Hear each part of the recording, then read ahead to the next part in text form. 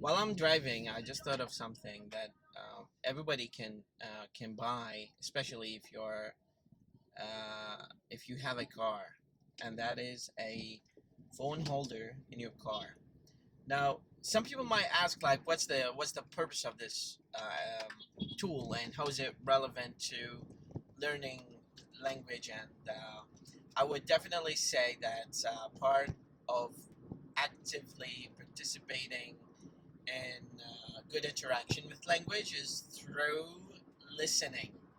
Listening comes second as a stimulus for your listening skills and your receptive skills and productive skills of language. And that can manifest itself clearly from the amount of listening that you do every day. Like now I'm talking to you, but before I started this conversation with you, I was listening for about an hour and a half for YouTube videos.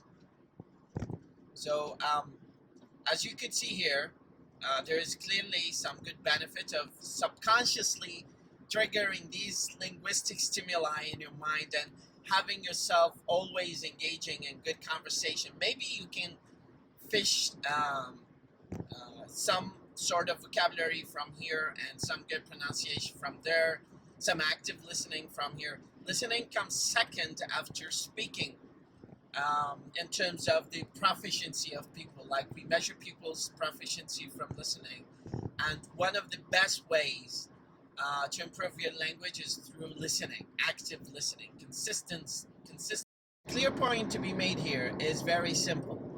If you want to develop your listening, you need to buy a phone holder, which looks like this, and put it in your car in case you have a car. If you don't have a car, you can depend on your headphones, and they can definitely do the same job to you. So here is the deal: buy a phone holder, listen while you're driving, listen to podcasts, particularly podcasts. That's how you're going to improve your listening. Have a wonderful day and happy Friday.